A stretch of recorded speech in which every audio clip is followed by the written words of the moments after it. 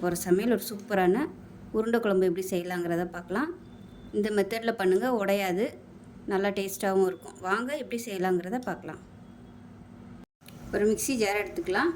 100 gram அளவுக்கு கடலைப்பருப்பு, ஒரு 2 டேபிள் ஸ்பூன் துவரம்பருப்பு நல்லா 2 மணி நேரம் ஊற வச்சு எடுத்து வச்சுருக்கிறேன். இதை சேர்த்துக்கலாம். மிக்ஸி ஜாரில் தண்ணியை வடிய விட்டு சேர்த்துக்கலாம். வெறும் கடலைப்பருப்பு மட்டும் சேர்க்கும்போது, அதிகமாக சேர்க்கும்போது டேஸ்ட் நல்லாயிருக்கும், உருண்டையும் நல்லா ஸ்ட்ராங்காக இருக்கும், உடையாது. இப்போ இதில் ஒரு 4 வரமிளகாய் சேர்த்துக்கலாம். உடச்சிட்டு சேர்த்துக்கோங்க, இல்லைன்னா அரைப்படாது.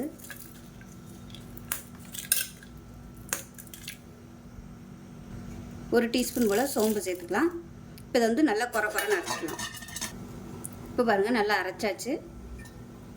ஒரு பவுலில் மாற்றிக்கலாம். முடிஞ்ச அளவுக்கு நல்லா கெட்டியாகவே அரைச்சிக்கோங்க.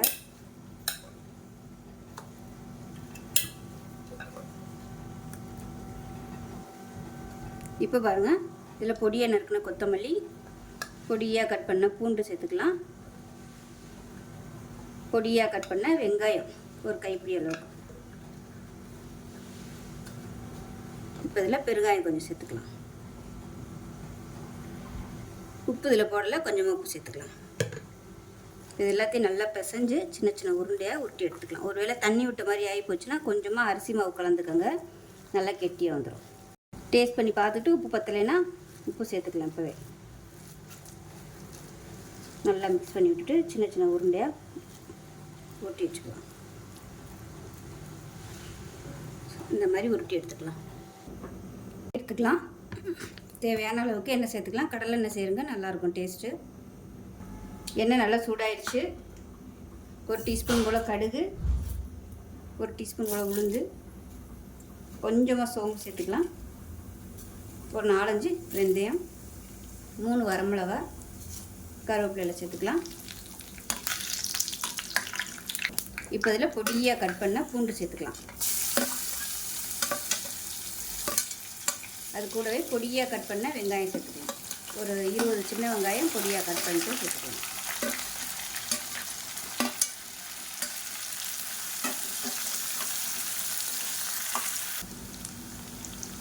இப்போ வெங்காயம் நல்லா வதங்கிடுச்சு. குழம்புத்தூள், மிளகாத்தூள், மஞ்சத்தூள் சேர்த்துக்கலாம். எவ்வளோ வேணுமோ நீங்கள் குழம்பு தகுந்தாப்பில் குழம்பு மசாலாத்தூள் சேர்த்துக்கோங்க. அதை லேசாக எண்ணெயில் வதக்கி விட்டுக்கோங்க.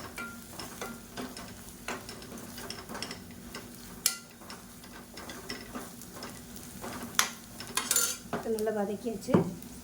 இப்போ ஒரு 3 தக்காளி மிக்சியில் அடித்து வச்சுருக்கேன், அதை சேர்த்துக்கலாம். சேர்த்துட்டு நல்லா எண்ணெய் பிரிஞ்சு வரணும், அந்த அளவுக்கு நல்லா வதங்கட்டும். இப்போ பாருங்கள், தக்காளி நல்லா வதங்கி எண்ணெய் பிரிஞ்சு வந்துருச்சு. இந்த ஸ்டேஜில் தண்ணி சேர்த்துக்கலாம். நல்லா சூடான தண்ணியாக சேர்த்துக்கோங்க.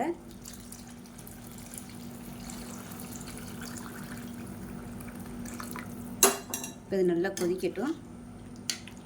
எப்பயுமே பருப்பு குழம்பு வந்து தண்ணியாகவே வச்சுக்கோங்க. உருண்டையெல்லாம் போட்டதுக்கப்புறம் கெட்டியாகி வரும், உருண்டை எல்லாமே இழுத்துரும். அதனால் எப்பயுமே கொஞ்சம் தண்ணியாக வச்சுக்கிறது நல்லது. இது நல்லா கொதிக்கட்டும். இப்போ இந்த குழம்புக்கு தேவையான புளித்தண்ணி சேர்த்துக்கலாம். புளிப்பு உங்களுக்கு எப்படி தேவையோ அதுக்கு தகுந்த மாதிரி சேர்த்துக்கோங்க.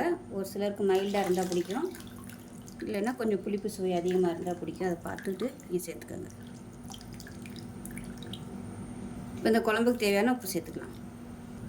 இப்போ பாருங்கள், குழம்பு நல்லா கொதிச்சு எண்ணெயெல்லாம் பிரிய ஆரம்பிச்சிருச்சு. இந்த ஸ்டேஜில் நல்லா கெட்டியான தேங்காய் பால் சேர்த்துக்கலாம்.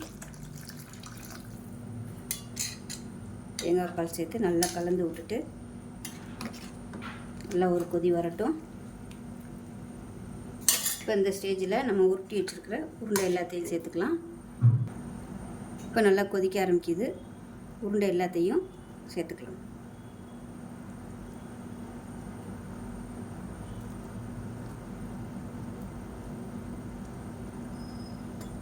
இப்போ அடுப்பை நல்லா குறைச்சி வச்சுருங்க. குறைச்சி வச்சுட்டு ஒவ்வொரு உருண்டையாக உள்ளே சேர்த்துக்கலாம். அப்போ தான் அந்த மிதமான தீயில் நல்லா வெந்து வரும்.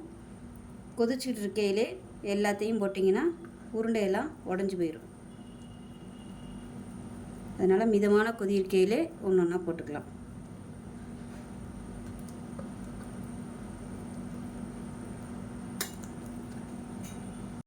இப்போ உருண்டை குழம்பு எப்படி இருக்குன்னு பார்க்கலாம். பாருங்கள், உருண்டையெல்லாம் வெந்து மேலே வந்துருச்சு. மிதமான சூட்டிலே சூப்பராக ரெடி ஆயிடுச்சு. உங்களுக்கு இந்த மாதிரி செய்கிறது பயமாக இருந்துச்சுன்னா நீங்கள் ஆவியில் வேக வச்சு பண்ணிக்கலாம்.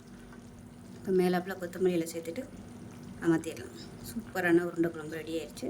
இட்லி, தோசை, சாதம் எல்லாத்தையுமே சூப்பராக இருக்கும். செஞ்சு பாருங்கள். செஞ்சு பார்த்துட்டு எப்படி இருந்துச்சுங்களா சொல்லுங்கள். வீடியோ பிடிச்சின்னா லைக் பண்ணுங்கள், கமெண்ட் பண்ணுங்கள், சேனலை சப்ஸ்கிரைப் பண்ணுங்கள், பக்கத்தில் பெல் பட்டனையும் ப்ரெஸ் பண்ணுங்கள். நன்றி.